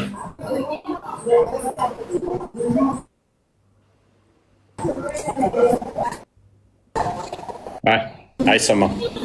እሺ አይዳ አይሰማም። አሁን ኔትወርካቸው ቀይ ያበራ ነው። ኦኬ ያኔ ይሰማሻል? ይሰማል። ኦኬ ምንድነው ጥያቄሽ? አብ ወልድ መንፈስ ቅዱስ አንድ መሆናቸውን አምላክ መሆናቸውን ንገረኝ፣ አስረዳኝ። ኦኬ አብ ወልድ መንፈስ ቅዱስ እኔ ልማር ነው የመጣሁት። ሲሪየስ ነው፣ አስረዳኝ። እኔ በቀልድ አትያዘው። ያ ችግር የለውም። በቃ ልጅም የምንጨነቀን ኤኒዌይስ አብ ወልድ መንፈስ ቅዱስ አምላክ መሆናቸውን አስረዳኝ የሚል ነው። አብ ወልድ መንፈስ ቅዱስ ስንል አንድ አምላክ በሶስት አካል እያልን ነው። ስለዚህ አብ ወልድና መንፈስ ቅዱስ የሚጠሩበት አይደለም። ወልድም መንፈስ ቅዱስና አብ የሚጠሩበት አይደለም። ሶስት ስም ሶስት አካል አለ። አንድ አምላክ አለ። አንድ አምላክ ለመሆኑ ዘዳግም ላይ ምዕራፍ 6 ቁጥር 4 ላይ ስማ እስራኤል አምላካችን እግዚአብሔር አንድ አምላክ ነው ይላል። አምላካችን አንድ አምላክ ነው። ያ አንዱ አምላክ ግን በሶስት አካል የተገለጠ ነው። አንድ አምላክ አለን። አንዱ አምላክ ሶስት አካል ብለን እናምናለን። ያ ማለት ግን በደንብ አስተውሉ። ያ ስንል ሶስት እንደኔ እንደ ቤላና እንዳይዳ ሶስት ሰዎች ቁጭ ቁጭ እንዳልነው የተከፋፈሉ እንዳምዛም ቁጭ ያሉ በዘመን በፍቃድ በስልጣን የሚለያዩ እያልን አይደለም። አንዲት ፍቃድ፣ አንዲት ስልጣን፣ አንዲት አገዛዝ፣ ነገር ግን ሶስት አካል እያልን ነው። አብ በኩነት አስተምሮ ልብ ብለን እናምናለን።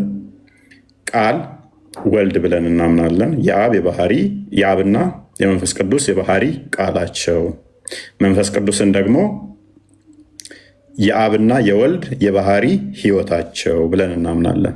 ስለዚህ አምላካችን የባህሪ ቃል አለው። አምላካችን የባህሪ ህይወት አለው። ሙት አይደለም፣ ሚውት አይደለም፣ ሙት አይደለም እያልን ነው። ሶስት አካል ስንል ከዚህ አንጻር ነው። ሶስቱን አካል የሚገልጻለ ወይ? በሚገባ ማቴዎስ ወንጌል ምዕራፍ 28 ላይ ከቁጥር 19 ጀምሮ ክርስቶስ ለደቀ መዛሙርቱ በታላቁ ትእዛዝ ባዘዘበት ላይ ወደ ዓለም ሲልካቸው ሂዱ ወደ ዓለም ሁሉ ወንጌል እየሰበካችሁ በአብ በወልድ መንፈስ ቅዱስ ስም እያጠመቃችሁ ደቀ መዛሙርቴ አድርጓቸው እኔም እስከ ዓለም ፍጻሜ ድረስ ከእናንተ ጋር አለው ይላል። እንግዲህ በዚህ ላይ የምንመለከተው እንግዲህ ሂዱና አለ። ምን በሉ? ሂዱና አሕዛብን ሁሉ በአብ በወልድ እና በመንፈስ ቅዱስ ስም ስልጣንን የሚያሳይ ነው። እያጠመቃችሁ ያዘዘዋችሁንም ሁሉ እንዲጠብቁ አስተምሩ። ምን በሏቸው? አስተምሯቸው። በማን ስም እያጠመቁ? በአብ በወልድ በመንፈስ ቅዱስ ስም እያጠመቁ ደቀ መዝሙር እንዲያደርጉ አዘዛቸው ማለት ነው። ስንት ስሞች ተጠቅሰዋል? ሶስት ስሞች። ስለዚህ ሶስት አካሎች በአንድ ስም፣ ስሞች አይደለም፣ ስም እያጠመቃችሁ ምን በሏቸው? ደቀ መዛሙርት ያደርጓቸው። ስለዚህ አንድ አምላክ አለ። ያ አንዱ አምላክ ሶስት አካል ብለን እናምናለን። እንደዛ ነው። አንዲት ፍቃድ ነው ያለቻቸው፣ አንዲት ስልጣን ነው ያለው፣ ለአብ ያለው ለወልድ ያለው። እንደዛ ከሆነ ወልድ ሲሞት ሶስቱም ሞተዋል ማለት ነው። ማን አለ? አንድ ናቸው ያልከኝ እኮ ነው። አንድ ስምንት ናቸው ተለያየ እንጂ ያልከኝ እኮ። በአካል አንድ አላልኩም እኮ እህታችን፣ ሶስት አካል አልኩሽ። ሶስት አካል ናቸው ግን በመንፈስ ደግሞ አንድ ናቸው ነው ምናምን አልከኝ። እንደዛ ምን አልኩሽ? እኔ በአካል ሶስት አንድ መለኮት። ስለዚህ ስለ አካል ነው ያወራሁት። ስለ አካል ስታወሪ ሞት መወለድ ለክርስቶስ ሲነገር ስለ አካል ይሆናል ማለት ነው። ክርስቶስ በስጋ የተገለጠው ስለ አካል ይሆናል። ስለዚህ ከሶስቱ አካል አንዱ እሱም ወልድ በስጋ ተገልጧል። ቃል ስጋ ሆኗል። ቃል ስጋን ተዋህዷል። ስለዚህ በተለየ አካሉ ከሶስቱ አካል አንዱ አካል ወልድ በስጋ ተገልጧል። በስጋ ሞተ ተብሎ ይነገርለታል። ያ በስጋ ሞተ ሲባል ግን ቃል ማለትም የአብ የባህሪ ልጁ ከአብ እቅፍ ተለይቶ ነው ወይ? አልተለየም። እስቲል በመቃብር ሆኖ በአብ እቅፍም ነው። በመቃብርም ሆኖ በአብ እቅፍ ነው። መለኮት በሁሉ የሞላ ስለሆነ ሞተ ስንል በስጋው ስለሆነ ከስጋው ጋር መለኮት አለ። ስጋው ቃልን ገንዘብ አድርጓል። ቃል እስቲል በአብ እቅፍም አለ። አንደኛ ዮሐንስ ወንጌል ምዕራፍ 1 ላይ ቁጥር 18 እግዚአብሔርን ያየው አንድስ እንኳ የለም፣ በአባቱ እቅፍ ያለ አንድያ ልጁ ተረከው ይለናል። በምድር ሆኖ ወልድ እየተረከ እስቲል በማን እቅፍ ነው ይለናል? በአባቱ እቅፍ ነው ይለናል። ዮሐንስ ወንጌል ምዕራፍ 3 ቁጥር 13 ላይ ከሰማይ ከወረደ በቀር ወደ ሰማይ የወጣ የለም እርሱም በሰማይ የሚኖር የሰው ልጅ ነው ይላል። ራሱን የሰው ልጅ ብሎ ቃልን ገንዘብ ስላደረገ ስለተዋሃደ በምድር እያለ በሰማይ አለ ይለዋል። ስለዚህ በሁሉ የሞላ በሁሉ ያለ ነው ወልድ ክርስቶስ ማለት ነው። እሺ ወልድ ለምንድን ከራሱ አንዳቸው ነገር ማድረግ ማይችለው? ይችላል እኮ መጽሐፍ ቅዱስ ላይ እኮ አንዳችም የተነገረኝን ነው እንጂ አንዳችም ከራሴ ላደርግ አልችልም ብሏል። እንደዛ አይደለም የሚለው በስርዓት ወይ ወይ እንትኑን ላምጣልህ ከፈለክ አንቀጹን እንደዛ ያለበትም ማለት ነው። በዛው ሙስሊሞች ጭንቅላት የሌለውን ሲያመልኩ እጅ እንዳለው ያምናሉ፣ እግር እንዳለው ያምናሉ፣ ነፍስም እንዳለው ያምናሉ። አንድ ነው ስትሉ እነኚህ ሁሉ ደምራችሁ ነው። አንድ እግር ሲደመር፣ ሁለት እግር ሲደመር፣ ሶስት እግር፣ እጅ ሲደመር እነኚህ ሁሉ ደምራችሁ ነው አንድ አምላክ የምትሉት? እኛ ክርስቶስ እሱ የአብ የባህሪ ቃሉ የባህሪ እጁ ክንዱ ብለን እናምናለን። የአላህን እጅ እግር እነኚህ እንደማምራችሁ ነው እንደኛ አንድ ብላችሁ የምቆጥሩት? ስንት አካል ነው የምታመልኩት እናንተ? እኔ ንጽጽር አቆማለሁ። የአላህን አካል ብዛት የነገረኝ ካለ ይሄን ያህል አላህ እኔ ማመልካው የአላህ አካላቱ ብዛቱ ይሄን ያህል ነው ብሎ የነገረኝ ንጽጽር አቆማለሁ። ታስታወሳችሁ? ኡስታዙን ጠይቄው ነበር ባለፈው ውይይታችን ላይ ስንት አካል ነው የምታመልከው ለዋለው። አንተ የዘረዘርካቸውን አካላት ነው ማመልከው አለ። ስንት ነው ብዛታቸው? አንተ ቁጠራቸውኝ አንተ አልካቸው እንዴ? እኔ ያልኳቸው ማቃቸውን የተወሰኑትን ያለ ብያለ። ስንት ናቸው? ተገጣጥመዋል? አላቅም። ተበታትነዋል? አላቅም። ዝም ብለህ እንደ በግ እየተነዳ አንድ ሲደመር አንዴ። ዮሐንስ ወንጌል ምዕራፍ 5 ቁጥር 30 አውጣና ምን ይላል? ኦኬ ዮሐንስ ወንጌል ምዕራፍ 5 ቁጥር 30 ከቁጥር ሙሉውን ምዕራፉን አንብበሻል ወይ? እሷን ጥቅስ ብቻ ነው የሰጡሽ?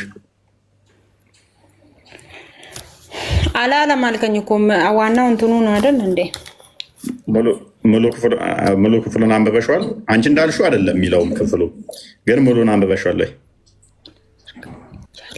ሲቀደም ያልሽው እኔ ከራሴ አንዳችም ላደርግ አይቻለኝም፣ እንደ ሰማው እፈርዳለሁ፣ ፍርዴም ቅን ነው። የላከኝን ፍቃድ እንጂ ፍቃዴን አልሻም። ምን ማለት ነው? ፍቃዴን አልሻም ከራሴ አንዳችም ላረግ አልችልም ማለት ነው በግልጽ አማርኛ። የላከኝም ፍቃድ እንጂ ፍቃዴን አልሻም አለ ወልድ ማለት ነው። ኦኬ ዮሐንስ ወንጌል ምዕራፍ 5 ቁጥር 30 ላይ እንደዚህ ብሎ ሲናገር አንድም ከምስክርነት አንጻር ነው። ክፍሉም ሙሉን አሳይሻለሁ። እንደዚህ ይላል፣ እኔ ከራሴ አንዳች ላደርግ አይቻለኝም፣ እንደሰማው እፈርዳለሁ፣ ፍርዴም ቅን ነው። የላከኝም ፍቃድ እንጂ ፍቃዴን አልሻም እና ከፍ አድርገው እኔ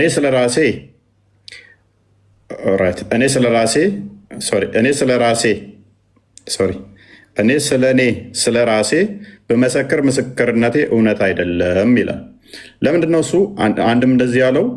በአይሁዶች መሰረት ስለ ራሳችሁ ብትመሰክሩ ምስክርነታችሁ ተቀባይነት የለውም። ሎክ ስለ ራሳችሁ እኔ እንደዚህ ነኝ ብላችሁ ብትናገሩ አይቀበሏችሁም። እነሱ የሚፈልጉት ሌላ ስለእናንተ የሚመሰክር ነው። ስለእናንተ ሌላ የሚመሰክር ይፈልጋሉ ማለት ነው። ለዚህም ነው ስለ እኔ የሚመሰክር ሌላ ነው አለ ክርስቶስ። ታዲያ ቁጥር 30 መለስ አድርገው ስለ እሱ ማነው የሚመሰክርለት?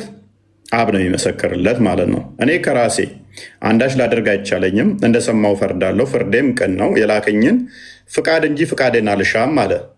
ምንድን ነው እሱ እንደሰማው የሚፈርደው? ምንድን ነው የሚሰማው? እንዴት ነው የሚሰማው የሚለውን የአብን ትእዛዝ ሰምቶ ነው የሚንቀሳቀሰው ማለት ነው። እሺ ከቁጥር 19 አድርገው ከቁጥር 17 ጀምረሽ ከተመለከትሽው ራሱን ከእግዚአብሔር ጋር አስተካክሎ ቁጥር 17 ላይ እንደዚህ ይላል። እንዴት እንደሆነ ክፍሉን ስላላነበብሽው ነው አውዱን። ኢየሱስ ግን አባቴ እስከዛሬ ይሰራል፣ እኔ ደግሞ እሰራለሁ ብሎ መለሰላቸው። እዛ ጋር ምን አለ? አንቺ እንደተረዳሹ ከሆነ እዛ ጋር ከአባቱ ሰምቶ ነው የሚሰራው፣ ወይንም ደግሞ የአባቱ ፍቃድ ነው የሚያደርገው። ከራሱ ምንም አያደርግም አይደለ? እዚህ ጋር ምን አለ? አባቴ ይሰራል እኔም እሰራለሁ አላቸው። እኩልነቱን አሳያቸው። በደንብ አስተውይ። አባቴ እስከዛሬ ይሰራል እኔም እሰራለሁ አላቸው። ይህን ጊዜ እንግዲህ ሰንበትን ስለሻረ ብቻ አይደለም፣ ነገር ግን ደግሞ ራሱን ከፍ አድርገው ራሱን ከእግዚአብሔር ጋር አስተካክሎ እግዚአብሔር አባቴ ነው ስላለ፣ ስለዚህ አይሁድ ሊገድሉት አብዝተው ይፈልጉ ነበረ። መተናነስ አይደለም፣ ራሱን እኩል አድርጎ አባቴም ይሰራል እኔም እሰራለሁ አላቸው። አንቺ 30 ጋር ሮጠሽ ከመሄድሽ በፊት አስቀድሞ አባቱ እንደሚሰራ እሱም እንደሚሰራ ራሱን ከአባቱ ጋር አስተካክሎ ተናግሮታል። ታዲያ እንደሰማው ሲል ምን እያለ ነው? ስለዚህ ኢየሱስ መለሰ እንዲህም አላቸው፣ እውነት እውነት እላችኋለሁ አብ ሲያደርግ ያየውን እንጂ ወልድ ከራሱ ሊያደርግ ምንም አይችልም። ያ የሚያደርገውን ሁሉ ወልድ ደግሞ እንዲሁ ያደርገዋል አለን። አብ የሚያደርገውን ሁሉ እኔ ያደርጋለሁ አለ። አትወረድ። ቆይ አብ የሚያደርገውን ሁሉ እኔ ያደርጋለሁ። ራሱን ከአብ ጋር አስተካክለና አባቴ ይሰራል እኔም እሰራለሁ። ይህን ጊዜ ተናደዱ። ራሱን እግዚአብሔር አድርጓል፣ ራሱን ከአባቱ ጋር አስተካክሏል ከአብ ጋር። ስለዚህ እንውገረዋሉ። እንደውም በደንብ ግልጽ ላድርግላችሁ፣ አባቴ የሚያደርገውን እኔም አደርጋለሁ። በግልጽ አማርኛ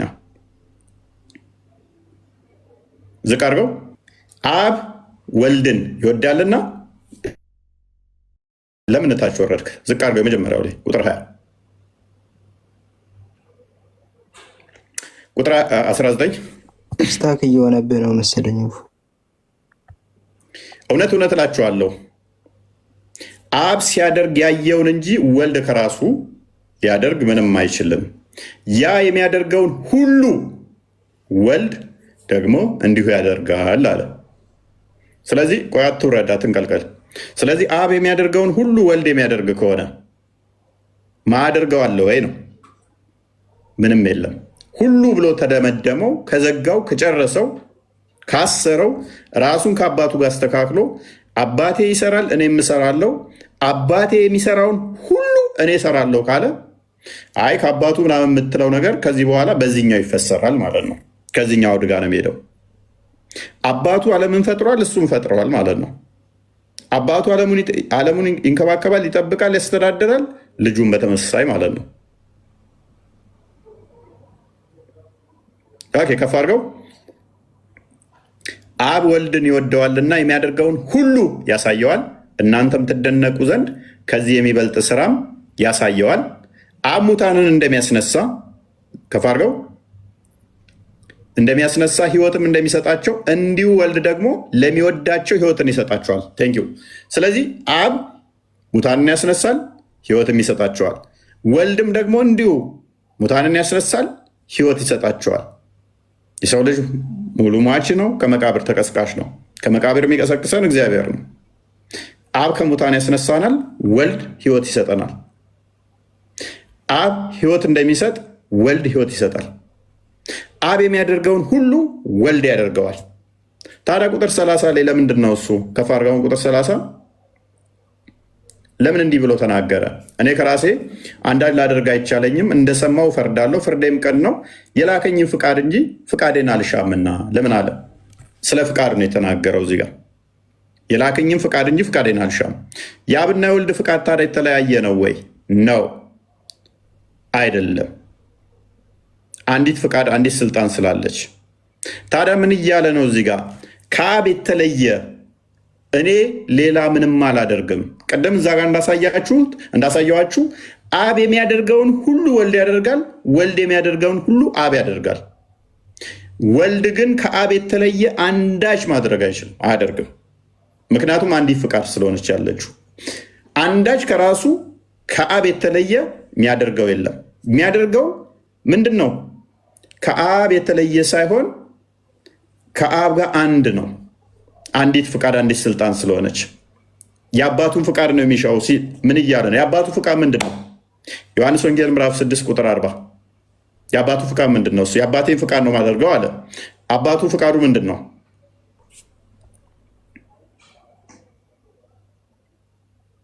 ልጅን አይቶ በእርሱ የሚያምን ሁሉ የዘላለም ሕይወትን እንዲያገኝ የአባቴ ፍቃድ ይህ ነው። የአባቱ ፍቃድ ምንድን ነው? ልጁን አይታችሁ በልጁ እንድትድኑ የዘላለም ሕይወት እንዲኖራችሁ ማመን ነው። እኔም በመጨረሻ ቀን አስነሳዋለሁ። እዛ ጋር እንዳሳየዋችሁ አባቴ ያስነሳል፣ እኔም አስነሳለሁ። አባቴ ህይወት ይሰጣል፣ እኔ ህይወት እሰጣለሁ። ከራሱ አንዳች አያደርግም። የአባቱን ፍቃድ ነው ይፈልገዋል። የአባቱን ፍቃድ ያደርጋላል። ሶሪ የአባቱ ፍቃድ ምንድን ነው? ልጅን አይቶ በእርሱ የሚያምን ሁሉ የዘላለም ህይወት እንዲያገኝ የአባቴ ፍቃድ ይሄ ነው። የአባቴ ፍቃድ ምንድን ነው አለ? እኔን አይታችሁ እኔ እንደማድናችሁ ማመን ነው። እኔም በመጨረሻ ቀን አስነሳዋለሁ ይላል። አይዳ ታምኛለሽ? በዚህ የአባቱን ፍቃድ ነው የሚያደርገው ብለሽኛል። መልካም። የአባቱ ፍቃድ ደግሞ በልጁ በወልድ በክርስቶስ አምነሽ እሱ ህይወት እንደሚሰጥሽ አምነሽ ከመቃብር እንደሚያስነሳሽ ታምኛለሽ ወይ? አስነሳሻለሁ እያለ ነው። የአባቱን ፍቃድ ነው የሚያደርገው። የአባቱ ፍቃድ ምንድን ነው? በልጁ እንድታምኝ ነው የአባቱ ፍቃድ። በልጁ እንድታምኝና ልጁ ከመቃብር እንደሚያስነሳሽ ማመን ነው። ማቴዎስ ወንጌል ምዕራፍ 17 ቁጥር 3 አንዴ ክፈትልኝ፣ ቁጥር 5 አንዴ ክፈትልኝ። አባቱ ምን ይልሻል? እርሱም ገና ሲናገር እነሆ ብሩህ ደመና ጋረዳቸው፣ እነሆም ከደመናው በእርሱ ደስ የሚለኝ የምወደው ልጄ ይህ ነው፣ እርሱን ስሙት የሚል ድምፅ መጣ። ትሰሚዋለሽ አይዳ? ከመቃብር አስነሳሻለሁ፣ የአባቴ ፍቃድ በእኔ እንድታምኚ የዘላለም ህይወት እንድሰጥሽ ነው ብሎሻል። አባቱ ደግሞ ልጄን ስሚ እያለሽ ነው። ልጁን ትሰሚያለሽ? ልጁን ምትሰሚ ከሆነ ከመቃብር ያስነሳሻል፣ የዘላለም ህይወት ይሰጥሻል። የአባቱ ፍቃድ በልጁ እንድታምኚ ነው። ልጁ የአባቱን ፍቃድ ያደርጋል። አባቱ ደግሞ ልጄን ስሙ ይላል። ታምኛለሽ? ይሄን ተማማርን አይደል እንዴ? ምን ልታስከፍረኝ ነው እንዴ? ተማማርኩ እኮ ነው አይደል እንዴ? እዚህ ጋር እኮ ይሄንን አታምኚ ትከፍሪያለሽ። ማመን እኮ ነው ይሄ። ትክክለኛ እንዲህ ግልጽ ብሎ መጥቶልሽ ከዚህ በላይ ክርስቶስ እንዲረዳሽ ፈልጋለሁ። አይምሮሽን እንዲከፍት ፈልጋለሁ። ጸሎት አደርግልሻለሁ። ግልጽ ነው ክፍሉ ግን ለጌታ ስም አይዳ እንዴት የሚሰላም ነው? አይዳ ይሰማል ድምጼ? ቃል ስጋ ሆነ። እንዴት ነህ? እግዚአብሔር ይመስገን። ደህና ነሽ አይዳ? አለን አለን አለን። አምላክ ልጅ የለውም ብሎ የሰበከ ቃል ስጋ ሆነ። ዛሬ የሰማሁህ ነበር። ምን ከእስልምና ነው ወደ ምንድን ነው ክርስትና የገባው? ሌላ ቶፒክ አጀምሩ። ሌላ ቶፒክ አጀምሩ። ነው በቃ ዋሳ ሊሆን ነው። አይ መልሽልኝ። አይ በቃኝ። በቃ እንትና ይበቃችኋል። ዛሬ እከፍታለሁ። እኔ ጋር እሺ፣ ስለምከፍት ነው እኔ ጋር አሁን እከፍታለሁ። እዚህ ያላችሁ በቃ ፎይ ሲዘጋ እኔ ጋር እከፍታለሁ ነው። እሺ አላችሁ እና አይደ ጥያቄ የሚፈሽን ትጠይቂያለሽ። ያ እፎይ ጸልይልኝ። እሺ ኢየሱስ ጌታ ነው።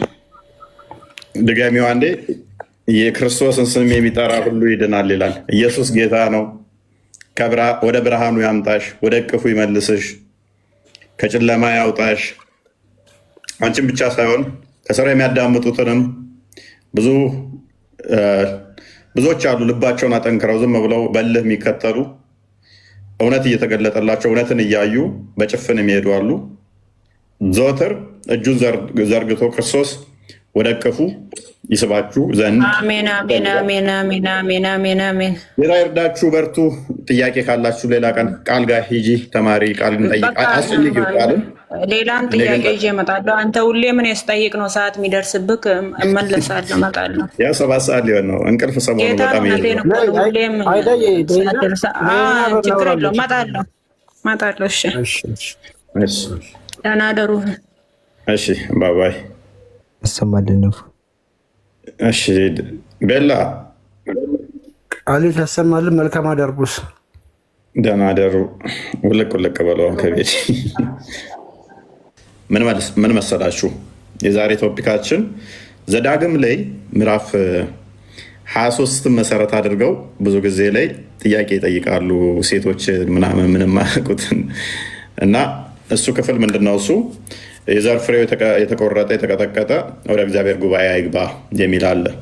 ያን መሰረት አድርገው እንዴት የፈጣሪ ቃል ሊሆን ይችላል እንዴት ምናምን አባጋራው ይከፍታሉ። እና ክፍሉ ምንድነው? እሱ ራስን ስለሚሰድቡ ሰዎች አንድም የተነገረ ነው። በደመሰሉ ብልታቸውን የሚቀጠቅጡ የሚቆርጡ ማለት ነው። ብልታቸውን የሚቆርጡ ወደ እግዚአብሔር ጉባኤ እንዲገቡ ወደ አሴምብሉ እንዲገቡ እና እዛ ላይ አመራር እንዲሆኑ አልተፈቀደላቸው። ምክንያቱም